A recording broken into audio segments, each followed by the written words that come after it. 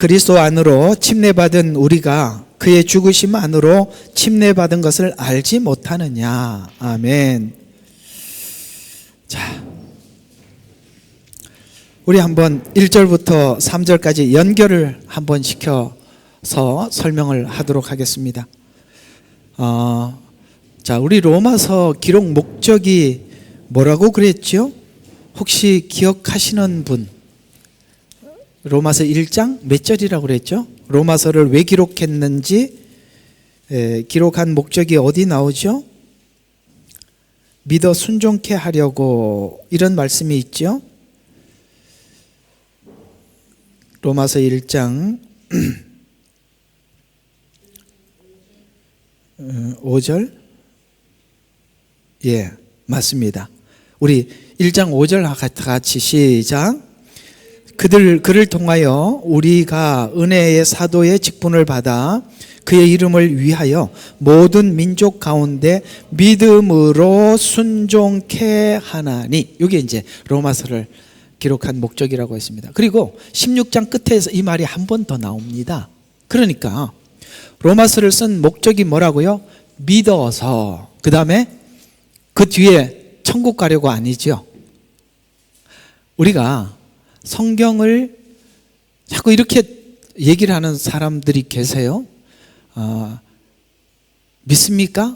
그렇게 믿어서 천국 가겠습니까? 진짜 믿는 거 맞습니까? 자꾸 이렇게 믿음과 천국을 자꾸 연결을 시키는데, 복음을 가장 자세히 풀어서 설명한 성경이 로마서거든요. 근데 로마서는 믿어 천국 가려고 이렇게 표현하지 않고 믿어 순종케 하려고 로마서를 썼다 이렇게 얘기를 하거든요. 그러니까 우리가 조금 다르지요.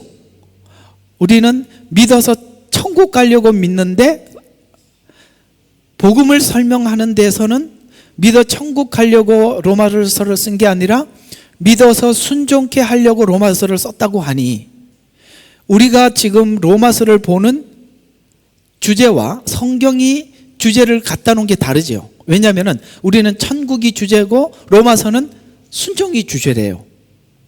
그러니까 이게 천국 가려고 로마서를 보면 이상해집니다. 무슨 이야기냐면 믿어 천국은 당연한 거고 순종이 목적이라는 거예요. 이해가 가요? 로마서를 천국 가려고 하다 보면 모든 성경을 우리 신앙이 칭의에서 왔다 갔다 헤매는 거예요. 칭의에서 헤매면 하나님께서 우리를 믿어서 순종케 하려고 하는 이 자리를 가지를 못한다, 발견을 못한단 말이죠. 이해가 가요? 믿어 순종케 하려고. 자, 그러면 믿어 순종케 하려고라는 말을 잘 설명한 게 로마서 6장 1, 2절이에요. 자, 이렇게 믿어서 순종한답니다. 그런즉 우리가 무슨 말을 하려? 은혜가 넘치게 하려고 죄에 거하겠느냐? 이제 다시 죄를 갖다 줬어요. 1, 2장에 보니까 유대인이나 이방인들 전부 다 죄 아래에 있다고 선포했다고 했어요. 맞죠? 로마서 3장 이야기예요. 모두 다 죄 아래에 있다고 선포했어요. 그건 단순히 죄 아래에 있는 정도가 아니라 죄 아래에 있기 때문에 당연히 뭐 아래에 있는 겁니까? 사망 아래에 있는 거예요. 그거는 뭐 얘기를 할 필요가 없지요. 죄 아래에 있다는 것은 당연히 사망 아래에 있는 거니까.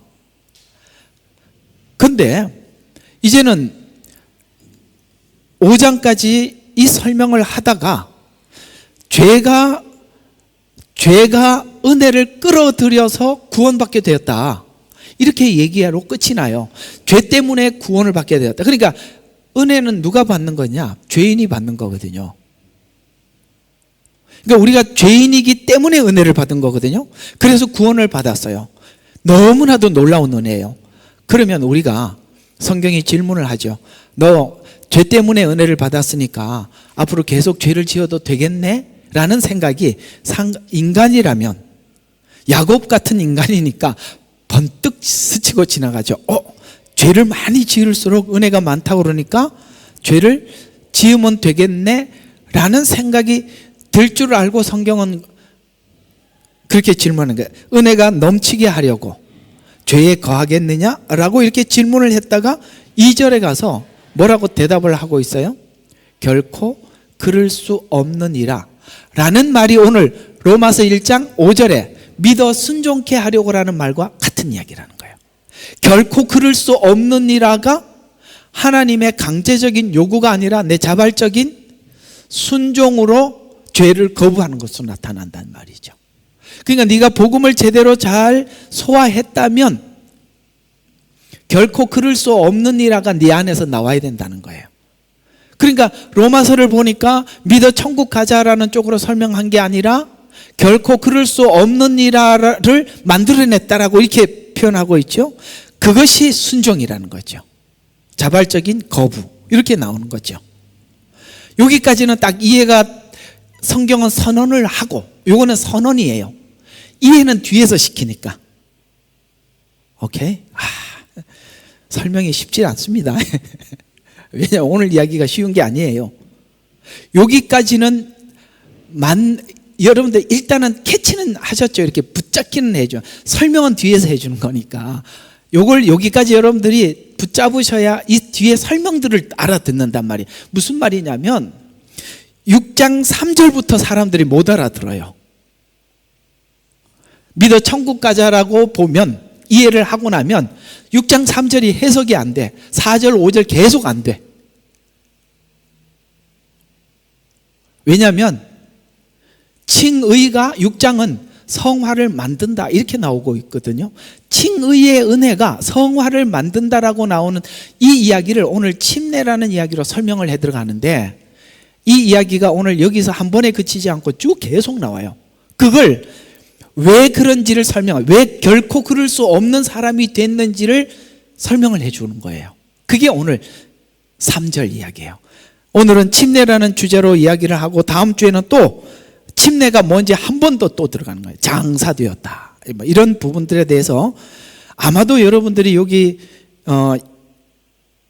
5장까지는 칭의에 대한 설명이니까 많이 설명을 잘 해두었어요. 근데 6장부터는 이해가 잘 안 될 겁니다. 왜냐하면 요거는 성화에 대한 이해가 없는 사람들은 여기서부터 믿어 천국까지 하는 사람들은 6장부터 별로 눈에 들어오는 게 없어요. 그렇게 되게 돼 있다 이 말이에요. 선생님이 그렇다면 그런 줄 아세요? 자, 그러면 침례로 설명하는 구원은 뭐냐? 자, 오늘은 이것만 잘 기억하면서 오늘 계속 주제에서 이 말을 잘 기억하면서 앞으로 계속 들으면 돼요. 자, 침례란 뭐냐? 탈출한 곳과 들어가는 곳, 이 두 가지가 있다는 거예요. 탈출한 곳, 나온 곳이 있고 들어가는 곳. 우리는 지금까지 복음을 믿어 천국 가자라는 이야기를 계속 듣다가 보면 어디만 배우느냐면 나온 자리만 배우는 거예요. 애굽에서 나왔다. 하나님은 애굽에서 나와서 뺑뺑이 돌리려고 온 게 아니라 가나안 땅에 들어가자고 나온 거예요. 그러니까 사람들은 가나안 땅에 들어가서 누리고자 하는 하나님의 축복에 대해서는 이야기가 별로 없어요. 그러다 보니까 애굽에서 나오면 그 다음이 바로 가나안이 아니라 광야죠. 광야는 뭐죠? 가나안에 들어가는 준비 작업이잖아요. 그렇죠? 그 6장 이야기는 광야 이야기란 말이죠. 즉 앞에 있는 이야기는 애굽에서 탈출했던 홍해 이야기고, 여기서부터는 광야 이야기란 말이에요. 광야는 뭐죠? 애굽에 있는 것을 토해내고 그 다음에 새 나라를 준비하는 거죠. 그러니까 탈출한 곳은 어디? 애굽. 들어갈 곳은 가나안. 그 사이에 저와 여러분이 지금 있는 거예요. 오케이? 그러니까 오늘 그 얘기를 침례라는 이야기로 하나님의 설명을 하고 있는 것이죠. 자, 그럼 한번 봅시다. 앞에 은혜가 넘치게 하려고 죄에 거하겠느냐? 라는 질문에, 이 질문에 대한 성경적인 해답은 매우 중요한 대답이에요. 본문대로 이해하면 예수님과 함께 침례를 받았다라고 이렇게 설명을 하고 있는 거예요. 자, 오늘 이 침례라는 의미를 잘 새겨셔야 되는데, 이 침례라는 말에 대한 의미를 우리가 하찮게 여기는 이유가 뭐냐면 세례를 받았기 때문에 그렇습니다. 우리 여러분 혹시 여기 있는 분들 중에서도 침례 안 받으신 분 손 좀 들어봐요. 여기도 침례를 해야 되겠구만. 우리 저기 예레미야 눈물 교회 있잖아요. 이번에 가면 여름이니까 이거 침례를 받을 수 있는 그러면 참 좋긴 한데 어떻게 내년으로 해야 되나 하여튼 고민이긴 합니다. 거기 우리가 집회하는 장소에서 아마 그게 없다고 그래서 집사님하고 이야기는 해봤는데 받을 만한 장소는 없다고 그러는데 어쨌든 이 침례가 참 중요한 거예요. 그러니까 침례는 물속에 들어갔다 나오는 게 침례고, 세례는 그냥 머리에다가 물을 3번 끼얹는 거거든요. 그럼 이게 왜 세례는 어디서 온 거고 침례는 무슨 뜻이냐? 원래 원어대로 하면 침례예요. 침례는 한자예요. 그래서 잠길 침자, 뭔가 물속에 잠겼다, 잠길 침자에다가 예도래자, 그래서 침례라고 불러요. 세례는 사람이 거듭나지 아니하면 아버지께 갈 자가 없느니라, 천국에 갈 수 없다라고 해서 아이가 태어나자마자, 옛날에는 태어나자마자 죽은 사람이 너무 많아요. 아시죠? 태어나자마자. 그러니까 죽기 전에 빨리 세례를 줘서 천국 보내. 이게 천주교에서 흘러내려온 거예요. 여러분, 그렇게 천국 갈 것 같다면 태어나자마자 물부터 준비해야죠. 그죠? 태어나자마자 세례를 줘야 천국 갈 거 아니에요. 이런 회개망치가 전혀 그렇지 않습니다. 그게 기독교가 그런 천주교의 잔재가 남아있다는 여러 가지 중에 세례가 천주교의 잔재입니다. 그러나 예수님도 침례를 받으셨고, 그 다음에 모든 사람들이 다 사도들이 침례를 받았습니다. 그 침례란 물속에 들어간다는 이야기는 옛사람이 죽고 애굽에서 나온 같은 의미예요. 옛사람이 죽고, 그 다음에 물속에서 다시 올라온다는 얘기는 새 사람으로 태어난다라는 뜻입니다. 가나안, 이해가 가요? 한쪽은 들어간다는 것은 애굽에서 나옴을 의미한다면, 다시 올라온다는 것은 가나안에 들어감을 이야기하는 거예요. 오늘 여기 침례라는 의미가 같은 의미라는 거죠. 나옴과 들어옴. 그걸 우리가 예식을 함으로써 하나님 앞에 우리가 신앙 고백을 하는데, 침례는 필연적으로, 우리 저번에 한국 가서 이렇게 침례를 주면서 한 20몇 명 받았나요? 그 받으면서 제가 설명을 해드렸는데, 그게 뭐냐면은 침례는 목사가 판단하는 게 아니에요. 당신이 이제 침례 받아야 된다는 그 말을 제가 하는 게 아니라, 여러분 자신이 내가 예수님을 구주로 모셔드려서 내가 예수님이 나의 구주라고 내 신앙 고백이 마음속에 된 자들이 모든 사람들에게 저는 예수님을 진심으로 구주로 받아들였습니다라는 공포를 본인이 하는 거예요. 교회에서 하라는 게 아니라 본인 신앙 고백이라 이 말이에요.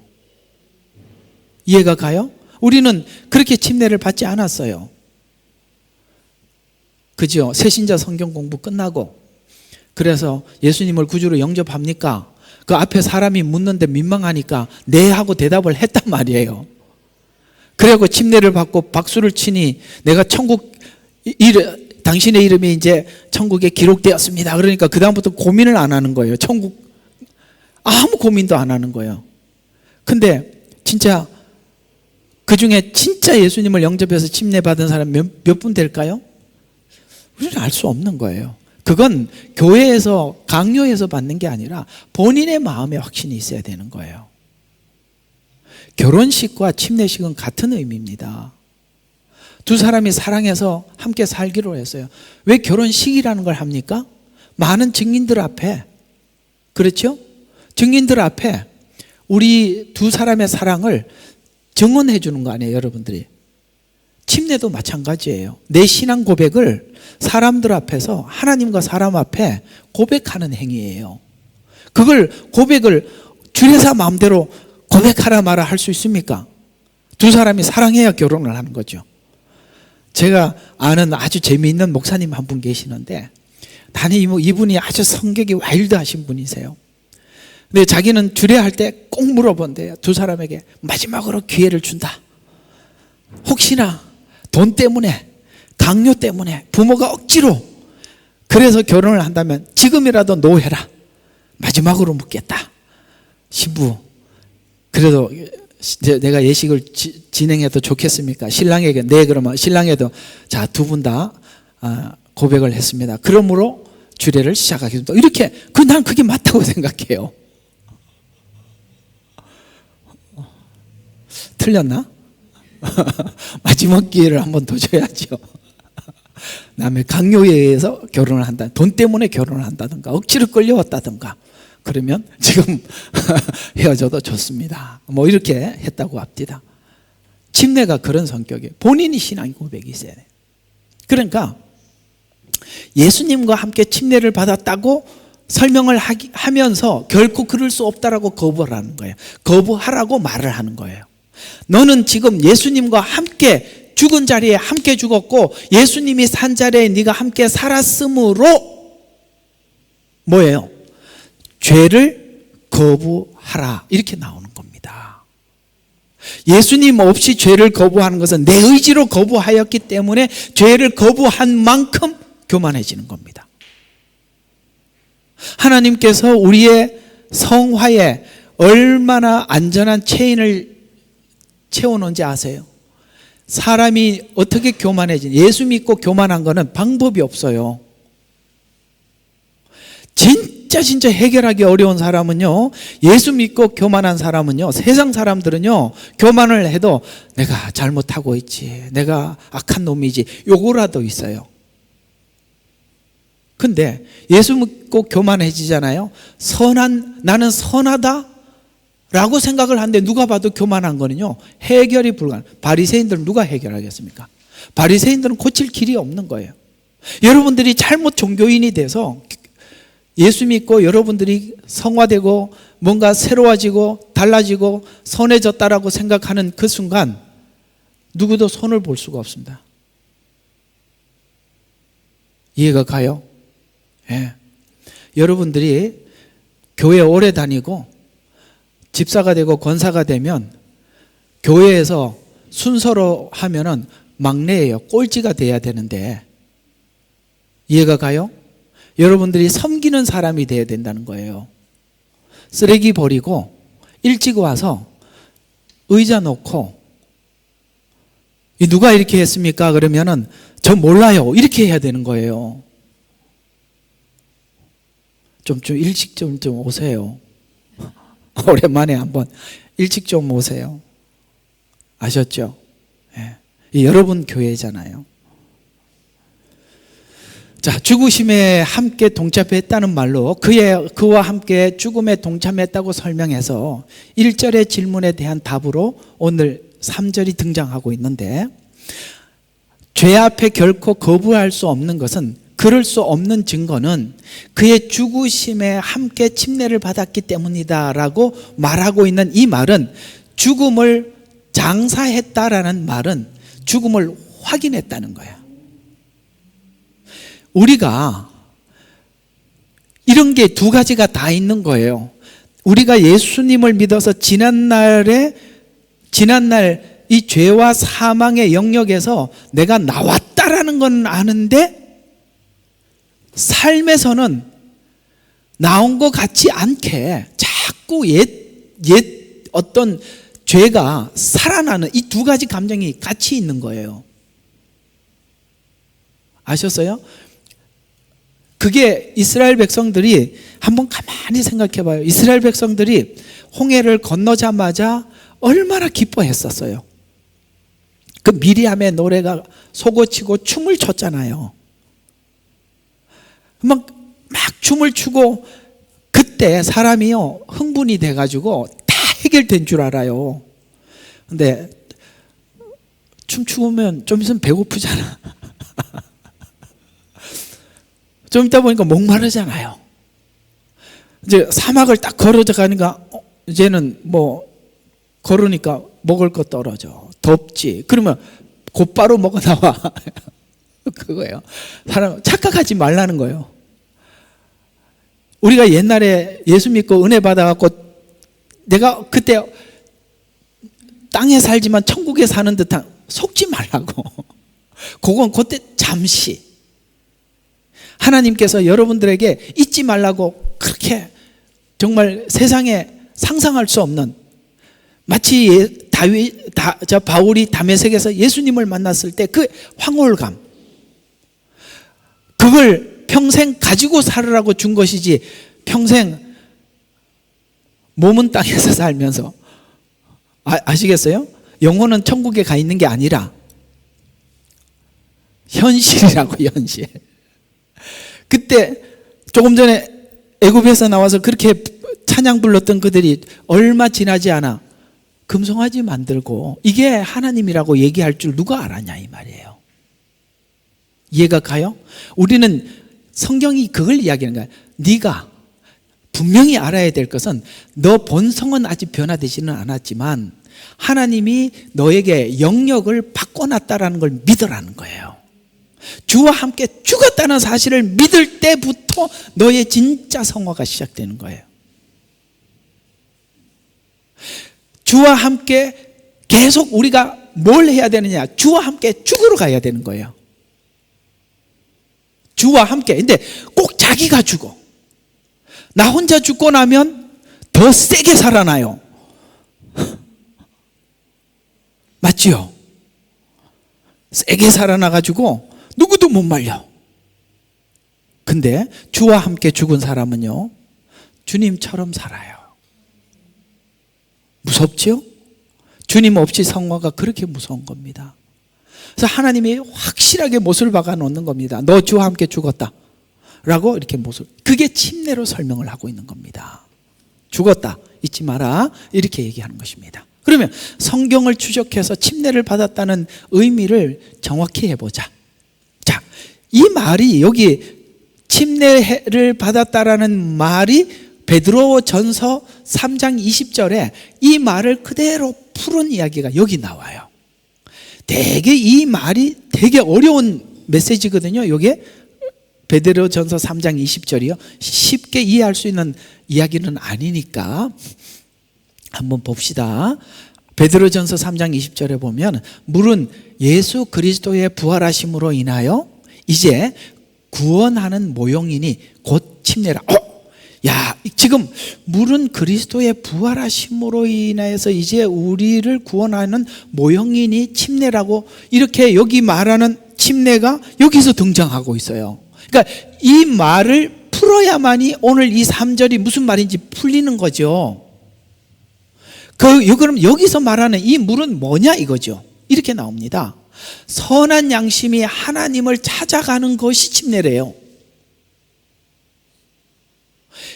이게 무슨 말이냐면은 이런 이야기가 되는 거예요. 선한 양심이 하나님을 찾아가는 것이라는 말은 우리가 선한 양심이 하나님을 찾아가려면 주와 함께 죽은 자들만이 양심이 회복이 된다는 거예요. 주와 함께 죽은 사람만이 양심이 회복이 된다는 거예요. 이해가 가요? 우리의 양심은 주님 없이 회복이 되면은 성경과 다른 관점에서 회복이 돼서 도덕적인 사람이 될 수는 있어도 말씀을 따르는 사람이 되지는 않아요. 신앙의 방해꾼이 뭐라고 생각하십니까? 여러분 생각에는 우리 신앙의 장애물이 뭐라고 생각해요? 도덕입니다. 여러분 기독교 이외에 다른 종교가 자기들이 훌륭한 종교라고 내세우는 게 뭐냐면 선행과 도덕이에요. 그건 그들이 자기가 만든 도덕이기 때문에 주님과 아무 상관이 없는데, 문제는 자기들이 도덕으로 하나님 선을 이루고 양심을 회복했다고 하기 때문에 성경이 예수님 안에서만이 양심이 회복된다는 말을 받아들이지 못하는 거예요. 왜? 나는 내 스스로 양심을 회복해놨거든요. 무섭죠? 그래서 누가 주님 앞에 돌아오기 쉬우냐면 죄인이 돌아오기가 쉽지, 양심이 회복된 도덕적인 사람은 그렇게 어려운 거예요. 그래서 놀라운 통계가 나왔는데 사람들한테 물어봤어요. 지금 지옥 가 있을 만한 사람이 누구냐 물어보면 히틀러. 이거 뭐 통계학에서 나온 거예요. 히틀러 뭐 악한 놈들 있잖아요. 예? 이렇게 뭐 했어. 뭐 스탈린, 그다음에 또 누가 있지? 뭐 대통령이, 김일성이 뭐 이렇게 김정일이 뭐 이렇게 해. 하여튼 그래요. 그러면 천국 가 있어야 돼. 결코 하나님께서 지옥을 보내면 안 될 사람이 누구라고 생각하냐면 세종대왕, 이순신 장군 뭐 이렇게 우리 사람들에게 통계적으로 나온 거야. 그런 사람들은 이순신 장군은 반드시 천국 가 있어야 된다라고 하는 사람이 그게 50몇 퍼센트인가 나왔대요. 그보다 더 높은 퍼센트가 있어요. 이 사람만큼은 절대 지옥 보내면 안 된다라는 사람이 있대요. 누굴까? 자기. 깜짝 놀랐죠. 나는 아니라는 거야. 이게 무슨 이야기냐면 인간은 자기가 아무리 악을 행해도 자기 스스로는 자기가 선하다고 생각한답니다. 내 마음 그거 아닌 거 주님 아시지요? 이러고 앉아있다는 거예요. 그게 아닌 것 같아요? 맞습니다. 사람들 그렇게 생각하는 게 아닌 것 같아요? 맞습니다. 자기는 자기에 대해서 후한 점수를 줘요. 세종대왕보다 이순신 장군보다 가장 후한 점수를 자기가 자기에게 주는 거야. 이해가 갑니까? 인간 스스로가 자기가 도덕적이라고 생각하는 확률이 굉장히 높은 거예요. 선한 양심은 주님을 만나지 않고는 회복이 안 되는데 사람들이 도덕적으로 살면 자기가 선한 양심을 가지고 있다고 생각하기 때문에 문제라는 거예요. 그런데 선한 양심은 하나님을 찾아가는 것이 침례라고 성경은 이야기하는데, 자 그러면 지금 오늘 이 베드로가 이야기한 3장에서 말한 이 말이 무슨 말이냐면 여기서 말하는 물은 노아 홍수를 이야기하는 거예요. 침례를 이야기하는 거야. 침례를 노아 홍수로 설명을 하는 거예요. 여러분 노아 홍수가 침례라고 연결이 되는 게 신기하지 않아요?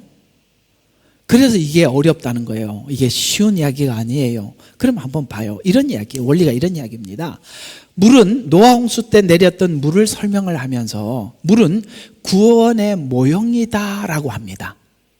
그러면서 이게 이 꼴 침례라고 이렇게 붙여놨어요. 그럼 이게 왜 구원의 모형이냐? 홍수가 심판을 목적으로 쏟아졌죠. 우리 다 알고 있는데 기본적으로 한번 설명해 보자고요. 비가 쏟아진 것은 심판을 목적으로 쏟아졌어요. 그런데 도리어 이것이 성도들에게는 구원의 모형이래요. 무슨 뜻일까? 계속 나옵니다. 그러니까 노아 때 물은 분명히 심판용이지만 세상을 심판하는 이유는 악한 자가 많았기 때문에 하나님이 심판하신다고 창세기 6장에서 나와 있어요. 그러나 노아 가족 입장에서는 뭡니까? 악한 자 가운데서 구원을 해야 하기 때문에 그 방법이 물이라고 한 거예요.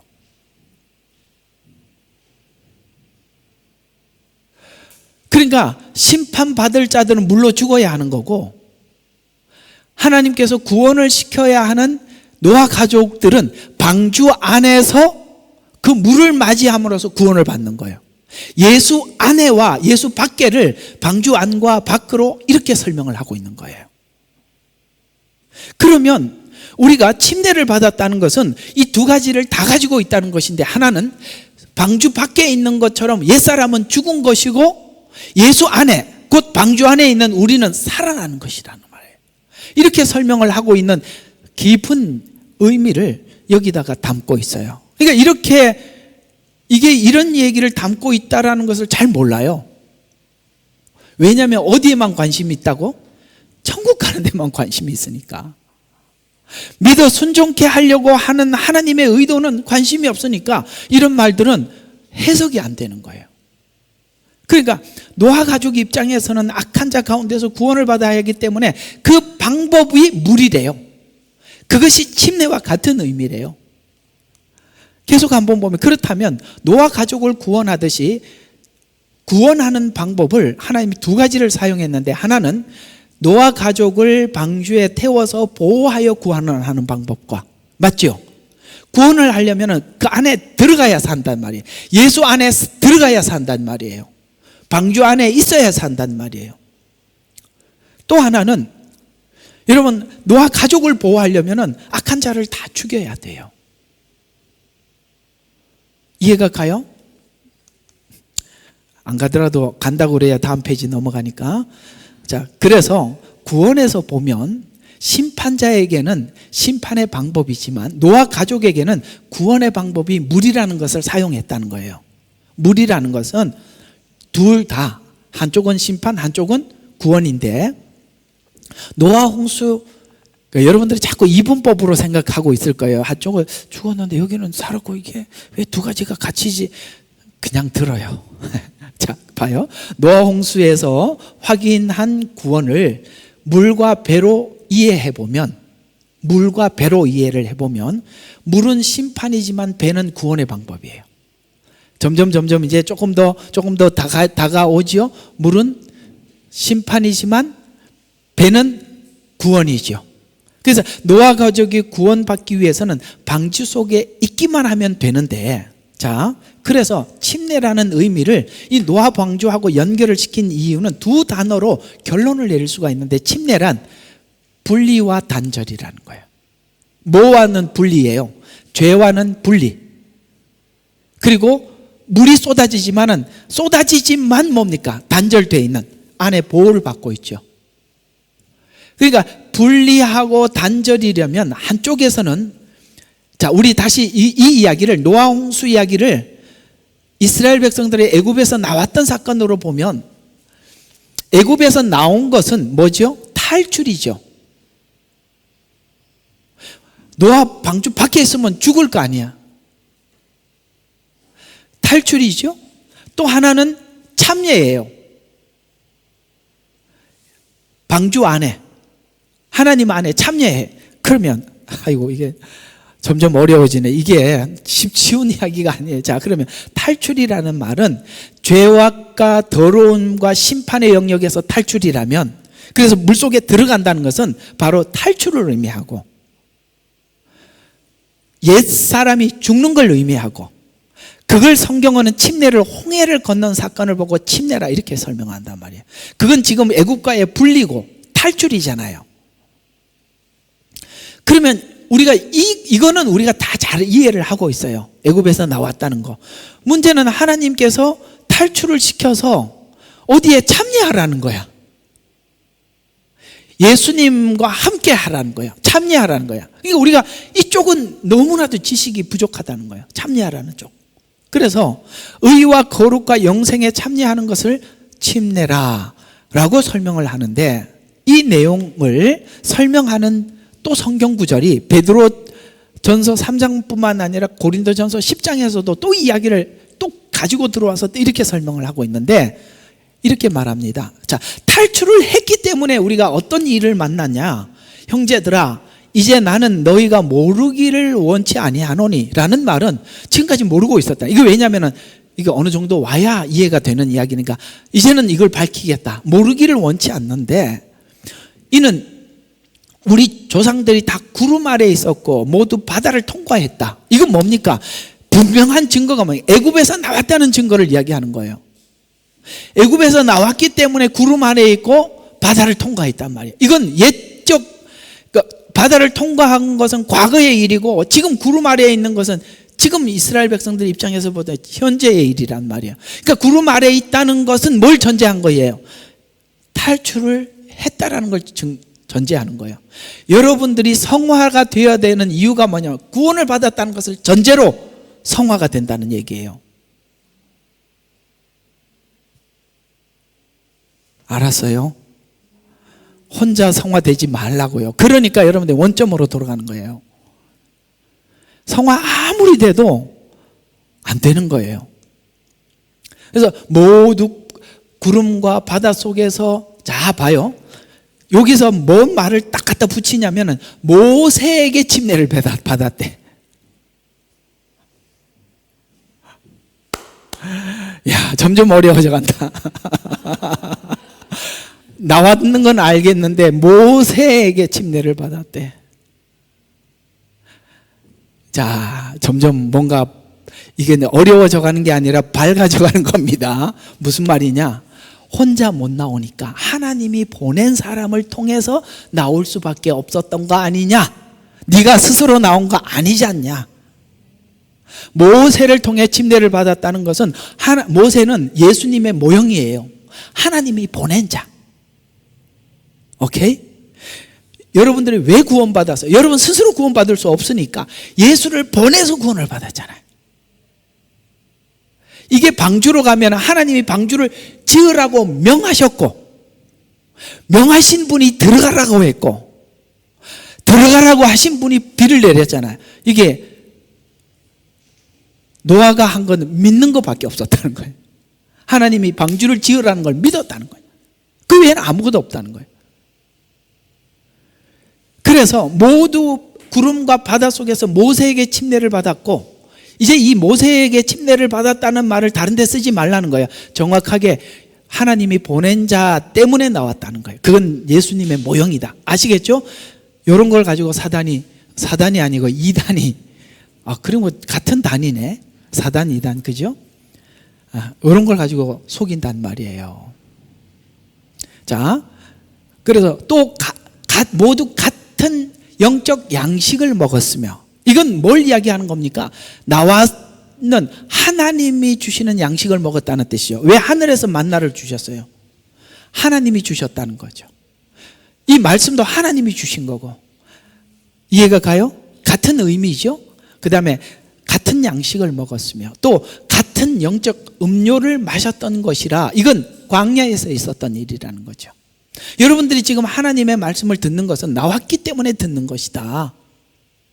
이는 그들을 따랐던 그 반석에서 나온 것을 마셨으며, 딱 이야기하면서 반석은 그리스도라 이렇게 또 갖다 또 붙였어요.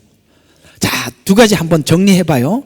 아까는 하나님이 모세에게 침례를 받았다 이렇게 얘기를 하고, 지금 그건 하나의 모형이다 라고 이야기를 하면서 신약에 와서 예수님 안에서 너희들이 침례를 받았다 라고 이렇게 얘기를 하는 겁니다. 그러니까 다 같은 이야기죠. 배 안에 있다, 예수 안에 있다, 모세가 그 이스라엘 백성들을 데리고 나왔다, 이런 말들은 전부 다 하나님이 보낸 자 안에서 우리가 그 안에 들어가서 죽었다. 그러면 예수 안에 들어왔다라는 걸 설명을 해주는 거예요. 여러분들은 지금 내가 여러분들의 성화의 수준은 높지는 않더라도 하나님이 지금 여러분들에게 꼭 하고 싶은 이야기가 뭐냐면, 너는 지금 영역이 세상에 있는 영역이 아니라 하나님 안에, 예수 안에 들어와 있다라는 인식에서부터 성화는 출발된다라고 설명을 해주고 싶은 거예요. 영역이 바뀌었다는 거는 사실이 아니냐. 왜? 지금 광야에 나와서 떡을 먹고 포도주를 마시러 주일날 왔잖아요. 여러분 말씀 들으러 왔잖아요. 생짜배기 저 바깥에 있는 사람 시급 한국에는 전도하라 그러니까 전도가 안 되니까 저 인력시장에 가가지고 시간당 얼마 준다고 장로님들이 세상 친구가 하나도 없잖아요. 전도할 사람이 어디 있어요? 진짜 전도하라 그러면 누가 제일 잘하느냐? 금방 예수 믿어. 왜? 안 믿는 친구들이 수두룩하게 많으니까. 근데 장로가 되니까 십수년을 수십 년을 예수만 믿다 보니까 안 믿는 친구가 한 명이라도 어디 있어요. 제일 힘들대요. 그렇다고 길거리 다니다가 누구 하나 전도하기도 힘들고, 친구 데려오자니 친구 다 이 교회 저 교회 다 다니는데 누구를 데리고 와. 그러니까 할 수 없이 인력시장에 가서 4시간만 시급 얼마 줄 테니까 가자고. 그 장로 체면이 있지. 오늘 여기 하나 전도해 왔습니다. 나중에 물어보니까 인력시장에서 모시고 왔나. 참 일리가 있어요. 참 장로가 안 데리고 오면 또 딴 분들은 에이 장로님도 안 했는데, 장로님 속사정을 생각해봐요. 어디 가서 데리고 오겠어. 자, 반석은 그리스도라. 그러니까 그 안에 지금 하나님께서 자꾸 이야기하고 싶은 건 뭐냐면 너 예수 안에 들어와 있는 거야. 그 인식조차도 못하면 아무것도 못해. 이렇게 이야기하는 거예요. 그래서 출애굽할 때 약속으로 땅으로 가기 위해서 홍해를 건넜는데 바다에서 침례를 받았다고 성경은 말씀을 하면서 이건 뭘 이야기하느냐면 너희는 옛날에 애굽에서는 노예였었다. 노예의 신분을 벗어나기 위해서는 몇 가지 방법이 있는데 그중에 뭐 나를 대신해서 누가 노예가 돼주든지 그런 거 말고 하나님이 택한 방법이 뭐냐면 여러분 노예라는 신분이 언제 없어지면 확실하게 그 사람 죽고 나면은 누가 그걸 노예라고 합니까? 그죠? 죽고 없는데. 그러니까 노예의 신분에서 벗어나는 가장 좋은 방법은 죽는 거예요. 그래서 애굽에서는 노예였어요. 노예의 신분에서 벗어나기 위해서는 죽는 것밖에 없는데 홍해를 건너므로써 애굽의 노예 생활에서 죽어버린 들. 이게 로마서 8장 2절에 이렇게 한 번 더 나와요. 한번 봐요. 이는 그리스도 예수 안에 있는, 우리가 예수 안에 있다 그랬잖아요. 예수님이 죽으셨잖아요. 예수 안에 있다는 것은 우리도 예수님이 죽은 것처럼 죽었다는 의미가 되는데 뭘 죽었나? 로마서 8장 2절에 보면 이는 그리스도 예수 안에 있는 생명의 성령의 법이 죄와 사망의 법에서 해방을 시켰대요. 해방을 시키려고 하니까 죽으면 해방이 되는데 예수님이 나를 위해서 대신 죽어주심으로써 이제는 어떤 법이 적용이 되느냐면 무슨 일을 만나도 생명이 살아나는, 여러분들에게 그것이 플러스가 되는 법이 적용이 된다는 거예요. 율법은 뭘 해도 죽어. 맞죠? 착해도 죽고 악해도 죽어. 착해도 죽는다는 말 오해 없지요? 아까 말씀드렸잖아요. 착하면 착할수록 더 빨리 죽는 거야. 살 확률이 더 낮아. 이해가 가죠? 이제 좀 이해가 갑니까? 죽는 주 안에 있다는 말은 주님이 죽는 곳에 나도 죽었다는 의미를 가지고 있는 거야. 너는 그걸 분명히 알으라는 거야. 너는 죽었다. 왜? 예수님이 너를 십자가에서 죄를 대신해서 죽으셨기 때문에 너는 죽었다.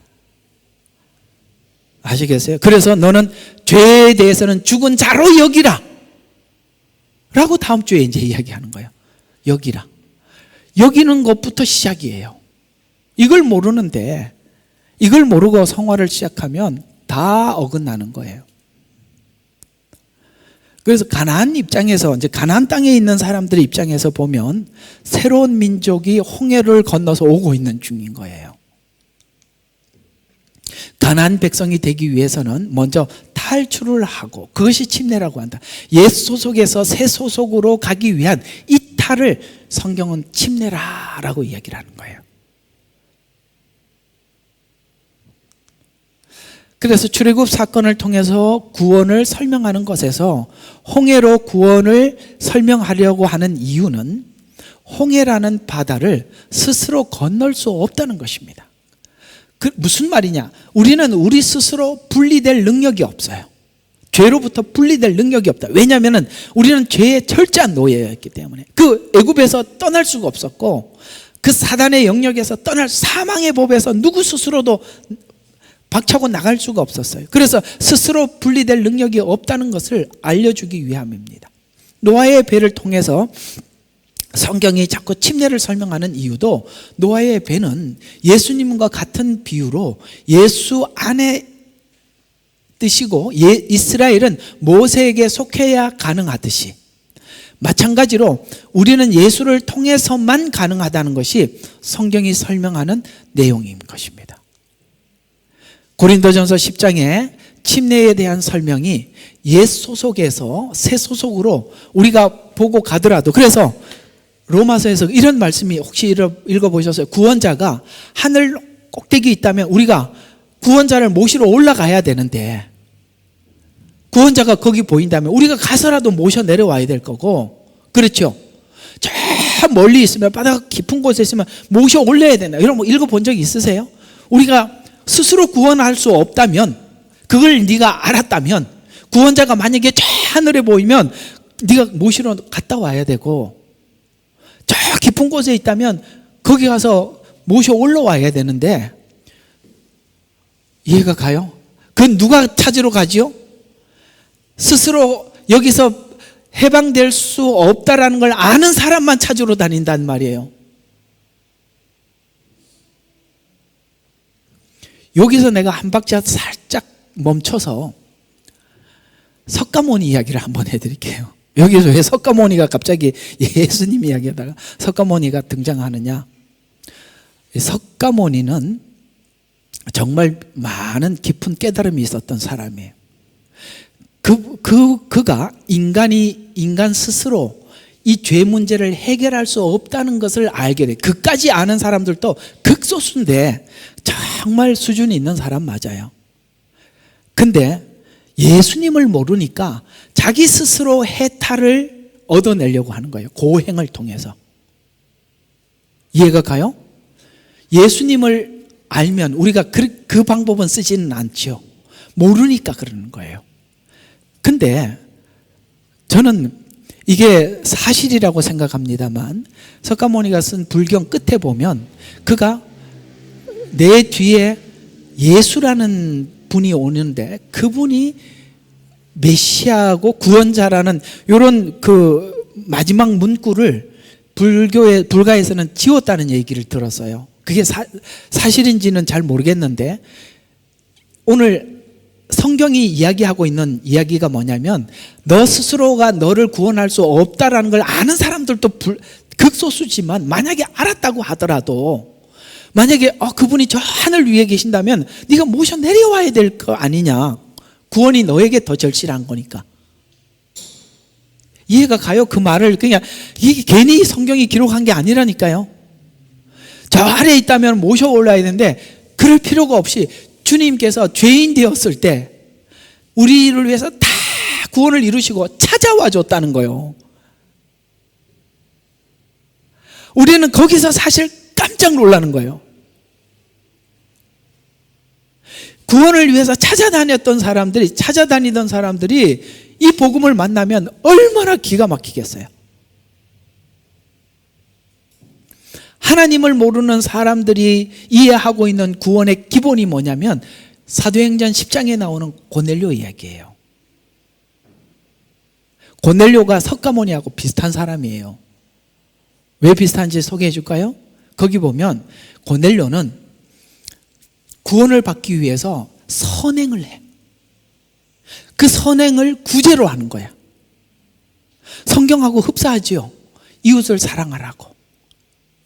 그렇게 하면 인간이 가지고 있는 선행을 최고로 발휘하는 거예요.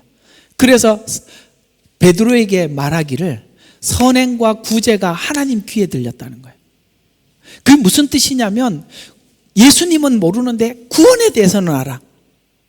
구원을 받아야 되겠다는. 근데 예수님을 모르니까 인간이 만든 모든 종교들은 구제를 많이 하던가 착하게 살자. 그게 다 다른 종교들이잖아요. 고넬료하고 똑같은 거예요. 구원의 길을 모르니까 구원의 길을 아는 베드로를 보내서 고넬료에게 복음을 전해서 예수님을 만나게 해주시는 거예요. 고넬료는 마치 어떤 사람이냐? 구원자는 몰라. 그러나 구원은 스스로 할 수 없다는 걸 알아. 그러니까 인간이 만든 구원의 방법을 동원한 거예요. 그 진심을 하나님이 아시고 베드로를 보내서 복음을 전해서 예수를 믿고 침례를 받은 겁니다. 이해가 가요? 이런 사람들이 많단 말이에요.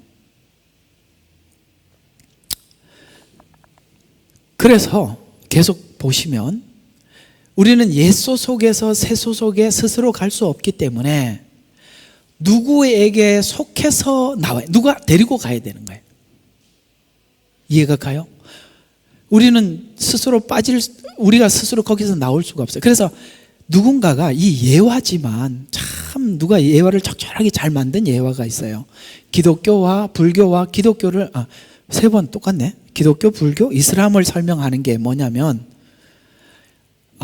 이슬람, 불교, 기독교를 이렇게 설명을 했어요. 뭐라고 했냐면은 누군가가 구덩이에 빠져서 죽어가고 있는 본인을 알게 되었어요. 그리고 내 스스로 이 구덩이에서 아무리 노력을 해도 나올 수 없다라는 것을 알게 되었대요. 그래서 유교가 지나가면서 살려주세요, 살려주세요 그랬더니 그 다 조상 탓이다 하면서 지나가더라는 거야. 그렇죠? 유교는 다 조상 탓이요. 묘도 잘 써야 되고, 그죠? 또 불가에서 지나가면서 살려주시오, 살려주시오 그랬더니 그게 다 업보요 라고 지나가더라는 거야. 불가에서는 다 업보래요. 예수님께 살려달라고 그래 소리를 질렀더니 예수님이, 그 말이 예수님 귀에 들리기도 전에 뭔가 이렇게 막 살려고 발부동을 치다 보니까 뭔가 탁 밟히더라는 거야. 그래서 밟혀갖고 밟고 탁 올라와서 살아갖고 딱 보니까 예수님이 그 구덩이에서 죽어 계시더라는 거예요. 이게 기독교다. 누가 예화 잘 만들었죠? 예수님은 우리를 살려고 놓고 본인은 죽으신 거야. 찾아오셔서 우리를 구원하신 거거든요. 우리는 구덩이에 빠져서 스스로 나올 수가 없어요. 누군가가 구해줘야 돼. 그래서 요한복음 3장 16절에 보면은 저를 믿는 자마다라고, 저를이 없으면 믿는 자들 말이 안 통하는 거예요. 저를이 제일 중요한 거예요. 예수님이 제일 중요한 거예요. 그래서 누구에게 속해서 나와야만 하는 것입니다. 침례를 성경의 원리대로 설명해 들어가자면 하나님이 방주를 만들라라고 하셔서 배를 만들었는데 배를 만들라 하신 분이 비를 내렸어요. 하나님이 만들라 하신 배에 들어가서 그 물로 인해서 새로운 세계에 나온 것처럼 주님이 보내주신 예수님 안에 들어가서 우리가 새로운 세계로 나오게 되는 거 아니냐, 이렇게 설명하고 있어요. 마찬가지로 성령께서 침례를 주어 어디로 와서 어디에서 어디로 보내는데, 성령께서 침례를 주어 세상에서 나와 예수 그리스도로의 몸으로 보내는 것을 침례라, 방주 안에 들어가는 것처럼. 이해가 가요? 그게 침례래요. 그럼 우리는 예수 안에 있다면 두 가지가 분명한데, 하나는 예수와 함께 죽은 것도 분명하고, 그럼 예수와 함께 죽는 사람은 예수와 함께 살 줄로 믿고 죽는 거야. 아, 여러분, 살 줄로 믿고 죽으면 그보다 더 분명한 게 어디 있겠어요, 그죠? 아, 서울에 집회하러 가서 전에 한번 서울에 다녀보니까 얼굴들이 다 그 얼굴이 그 얼굴이에요. 나는 얼굴들이 우리나라가 평준화가 됐나 싶어서 나중에 알고 보니까 어떤 자매 한 분이 지나가는데 막 얼굴에 막 테이프를 막 온데 다 붙여, 엄청나게 붙이고 지나가는 거예요. 나중에 알고 보니까 얼굴 성형을 해가지고, 아, 이거 테이프 띄고 나면 다 얼굴이 비슷비슷하구나. 나중에 알았어요. 근데 그 엄마가 아들을 데리고 다니는데 아들이 엄마하고 너무 다르게 생긴 거예요. 그래서 제가 눈치를 챘죠.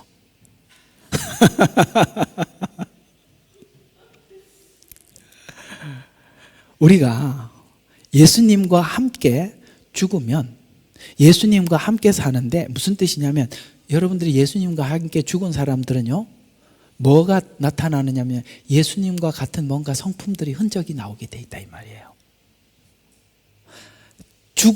죽었던 사람들만이 산 흔적이 보이는 거예요. 나는 왜 예수를 믿었는데 이렇게 독할까? 하나도 죽은 게 없어서 그런 거야. 알았어요.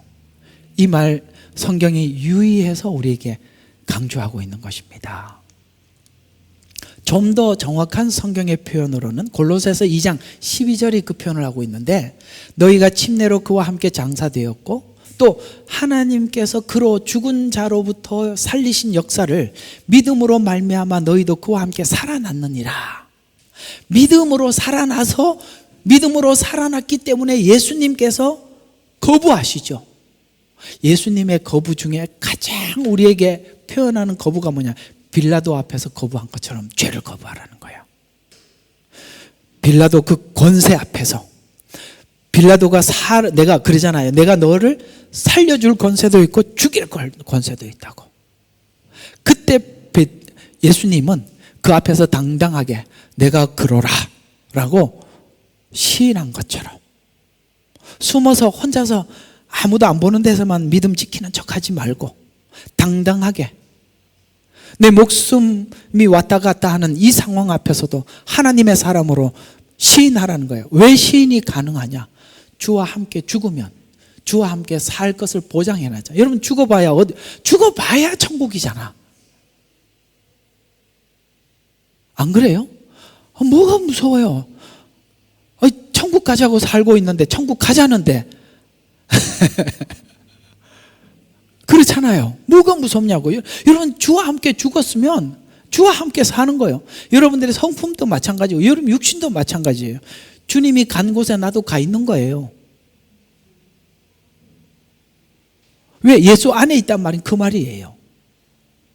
그래서 믿음으로 말미암아 너희도 그와 함께 살아났느니라. 너희 죄들과 육체의 무할례 가운데서 죽었던 너희를 하나님께서 살리셨으니 너희의 모든 허물을 용서하셨으니 그와 함께 장사한 바 되었다. 그와 함께 살아났다. 이렇게 표현한 거예요. 그와 함께 뭐 했다? 죽었다. 그와 함께 살아났다. 비가 내렸어요. 바깥에는 죽어, 안에는 살아. 우리는 죽음과 삶이 함께 공존하는 거예요. 근데 우리가 마음껏 옛 성품을 내놓을 수 있는 것은 주님의 새 성품이 우리 안에 들어올 줄 알고 우리가 버릴 수 있는 거예요. 그래서 우리가 그 악한 성품이 해결이 되는 거예요. 우리 의지로는 해결이 안 돼요. 그러지요? 참. 근데 하나님이 우리가 우리 의지로 해결을 하려고 할 때 그냥 내버려 두는 거예요. 죽을 때까지, 풀이 팍 죽을 때까지. 기진맥진하면 못 하잖아요. 오랜만에 하도 저번에 얼마 전에 병원에 가서 이렇게 진단을, 운동을 좀 하셔야 되겠습니다. 혈압이 높으니 어쩌고 그래가지고 운동을 좀 하려고 자전거를 한 2시간 타고 내리는데 다리에 힘이 없어서 꽉 주저앉아서 내가 깜짝 놀랐어요. 나는 아직도 군인 정신으로 살아있는 줄 알았거든요. 야, 깜짝 놀랐어요. 야, 우리가 하나님께서 내가 탁 주저앉는 걸 보고 뭔 생각이 들었냐면 하나님이 우리가 힘이 다 빠질 때까지 아주 잡아 돌리는구나. 그래, 네 힘으로 할 수 있다고 또 한번 해봐라. 팔짱 끼고 넘어졌지? 어때? 다음번에 또 한번 해보렴? 그런데 아니요 했다가 좀 이따 또 잊어버리고 또 해요. 그죠? 예. 우리가 말씀이 은혜를 받고 말씀이 필요한 이유는 이런 원리들을 말씀이 있는 교회에서는 빨리 그 원리를 뛰어넘을 수 있어요. 모르는 곳에 살면 이게 하나님께서 나에게 뭘 위해서 이렇게 다루는지 알지도 못해요. 이 말씀이 참 중요한 거예요. 침례로 장사한 바 되었다는 말은 어디에서 탈출되어서 어디로 갔다, 탈출해서 다른 소속이 되었다는 것을 의미하는데, 그래서 이제 우리의 축복은 그리스도와 함께 죽었고 함께 사는 것을 맛볼 수 있게 되었다는 뜻입니다. 본문을 이런 설명을 가지고 확인해 보면 그리스도와 합하여 침례를 받은 우리는 그리스도와 합하여진 것을 알지 못하느냐라는 이 말이 그 말이라는 거예요. 오늘 금방 읽었던 얘기가 그리스도 안으로 침례를 받은 우리가 그의 죽으심으로 인하여 침례를 받은 것을 알지 못하느냐라는 이 말은 많은 말을 포함하고 있다는 거예요. 애굽에서 나온 그 전체 사건, 노아의 방주 사건, 이걸 다 포함하고 있다는 거예요. 그게 일회의 사건이 아니라 그냥 믿는 자는 구원받고 안 믿는 사람 심판받는다 이런 정도 이야기가 아니라 우리 구원이 그렇다고 그걸 설명을 해주고 있는 거예요. 그래서 나왔다, 그와 합했다라는 말이 핵심인데요. 그와 합했다면 그가 죽은 자리에서 함께 죽어야 하는 것을 알지 못하느냐?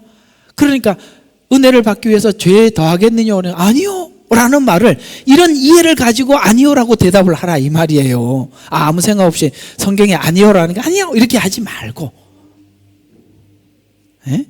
그래서 그와 합했다면 예수님께서 하늘 보좌 우편에 앉아 계신 것처럼 이제 성도도 하늘 보좌의 우편에 앉아 있는 우리가 어떻게 죄에 속할 수 있느냐, 이렇게 가는 거예요. 왜요?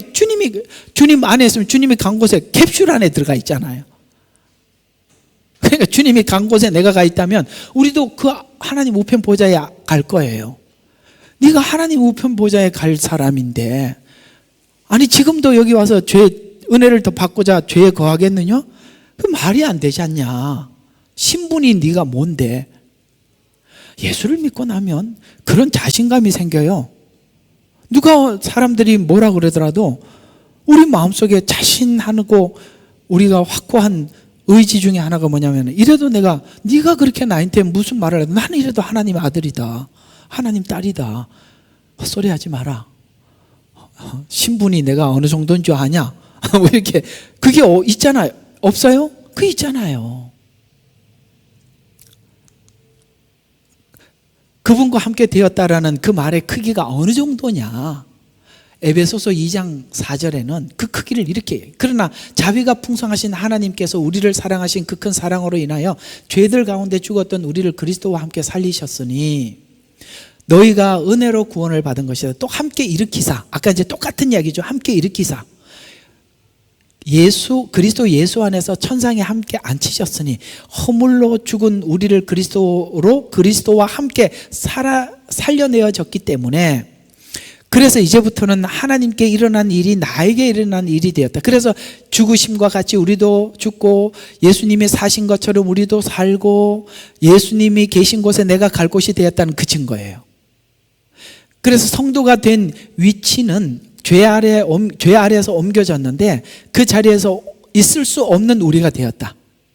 로마서 5장대로 설명하자면 아담에게서 벗어나 그리스도께 연합되게 하신 성령 하나님의 은혜로 구원을 받은 것이다. 그런데 어떻게 죄를 지을 수 있겠느냐? 너는 신분이 하나님 아들인데, 하나님 딸인데. 이렇게 성경은 설명을 하면서 성도가 이제부터 죄 아래라는 사실 앞에서 이런 인식을 가지고 반응해야 하는 태도며 죄를 보고 인식하는 인식법이에요. 그래서 이것으로 성화가 출발되어야 한다라는 이야기가 오늘 성경이 우리에게 말하고 있는, 너 예수와 함께 죽었다, 예수와 함께 살았다 라는 인식으로부터 시작을 해야 한다. 우리는 번제단을 5장까지는 번제단 이야기예요. 그 다음에 6장부터는 물두멍을 설명을 하는 거예요. 거기 가서 손을 어떻게 씻어야 되는지를 6장에서부터 설명하는, 이게 이제 다음 주부터 주제가 그 이야기가 되는 것입니다. 죄와 사망이 아담에게서 일어난 것 같이 생명이 예수 안에 소속된 것 같이 이제 예수님의 신분이 우리의 신분이 된 것인데, 이제 이 사실이 분명해진 것은 이제 우리의 구원이 취소되려면 여기까지 간 겁니다. 한 가지 못을 분명하게 박아서 흔들림 없이 딱 못을 박으면 이제 우리 구원이 취소되려면, 이게 이제 우리에게 가지고 있는 담대함이거든요. 히브리서에서 그렇게 말해요. 은혜 보좌 앞에 담대히 나가라. 그럴 일이 아니다 라고 이야기하는 게 뭐냐면, 우리가 예수 안에 있다면, 우리가 예수님과 함께 떨어지면 이렇게 되는 겁니다. 모가지하고 몸이 떨어지는 거예요. 여러분, 목하고 몸이 떨어지면 그게 산 사람이에요? 예수님은 우리 머리고 우리는 몸인데, 이 말이 이렇게까지 가는 겁니다. 우리의 구원이 취소되려면 예수님이 하신 모든 일과 사건이 다 취소돼야 되는 지경에 이른 거예요. 왜? 하나가 돼버렸잖아요. 고린도전서 1장 30절에 너희는 그분으로부터 났고 그리스도 안에 있고, 우리는 그리스도 안에 있다고 말해요. 주께서는 하나님으로부터 나와서 우리에게 지혜와 의와 거룩과 구속이 되었으니, 여러분 우리는 구속이 되었다는 것만 자꾸 이해하려고 하지, 예수님 안에 지혜와 의, 거룩, 이것을 주려고 하나님께서 우리를 구원했다는 것이 진짜 하나님의 구원의 목적이라고 말하고 있어요. 그래서 너희 하나님께서 거룩하고 흠없게 하려고 우리를 구원했다라고 에베소서에서 말씀을 하고 있어요. 그래서 예수님이 지혜와 의로움과 구속이 되었다. 예수님 안에 지혜와 영광이, 내 지혜와 영광이 되었다. 왜요?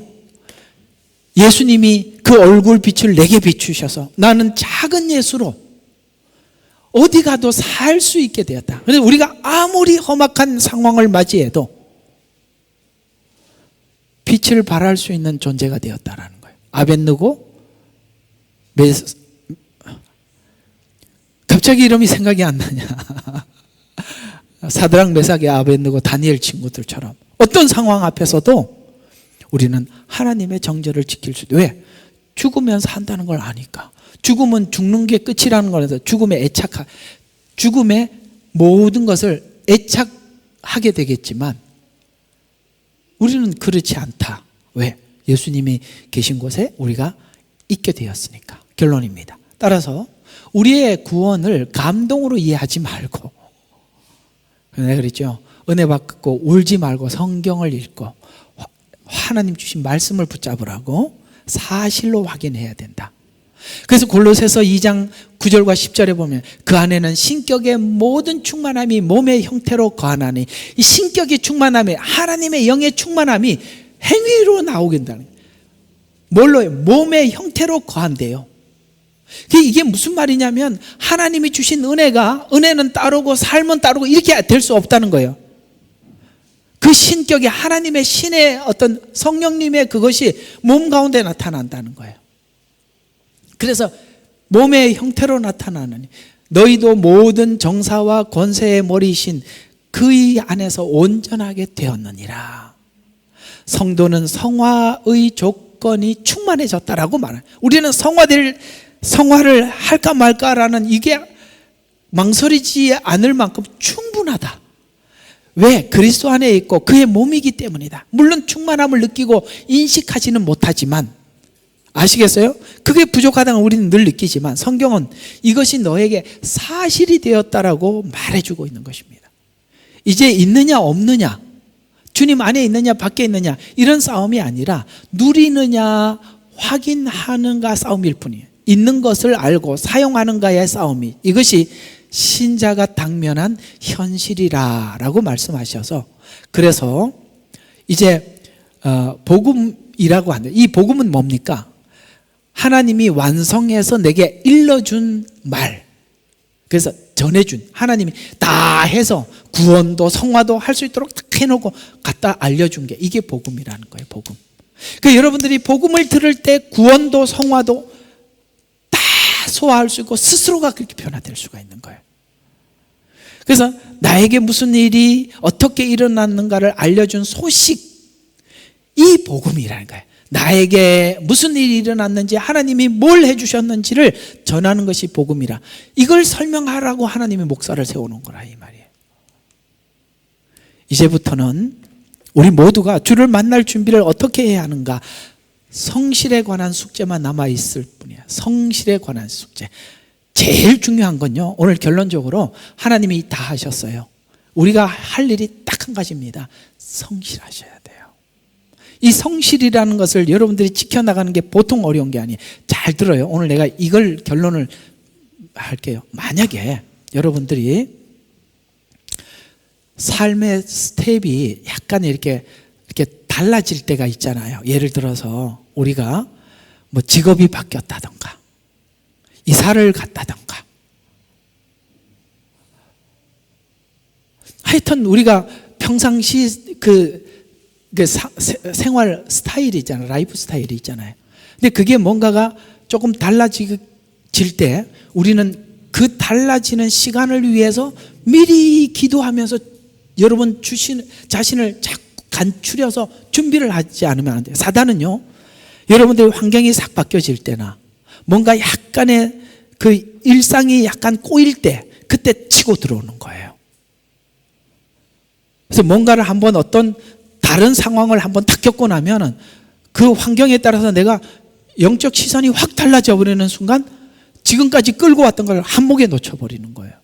항상 그걸 아셔야 돼요. 내게 여러분들 이렇게 신앙생활하다 뭔가 위기가 오는 거 알지요? 본인이 다 알아요. 아, 내가 이런 데 서서히 내 마음속에 위기가 오는구나. 그걸 여러분들이 정말 실험하면서 철회하면서 기도하면서 여러분 자신을 지켜내시지 않으면 사단은요, 그런 걸로 훅 가는 겁니다. 진짜 조심하셔야 돼요. 어느 순간 휙 뒤집어지는 거예요. 왜 그러냐? 오는데도 그냥 내버려도 무방비 상태로 두는 거예요. 그러면 여러분들은 한 번에 훅 가는 거예요. 그래서 맨날 일어섰다 넘어졌다 이 일이 반복되고 나중에는 감각도 없어져요.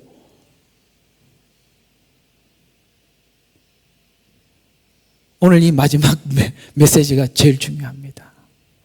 예수 안에서 주님이 다 주셨어요. 우리가 관리를 잘해야 되는 성실. 오케이? 기도하겠습니다. 하나님, 오늘은 침례라는 말이 나온 것, 들어가는 것, 분리와 단절, 예수 안에 있는 것이 무엇인지 배웠습니다. 사단은 예수 안에 있는 우리들을 자꾸 여러 가지 방법을 통해서 빼앗으려고 합니다. 그 위기감이 늦게 올 때도 우리는 내 편리를 위해서 무방비 상태로 방어하지 않고 있으면 나도 모르게 오늘은 1개가 채워졌다면 내일은 2개, 그 다음 날은 4개, 그 다음 날은 8개가 채워집니다. 하나님, 경계하게 해주세요. 나의 신앙을 지키게 해주시옵소서. 예수님 이름으로 기도드렸습니다. 아멘.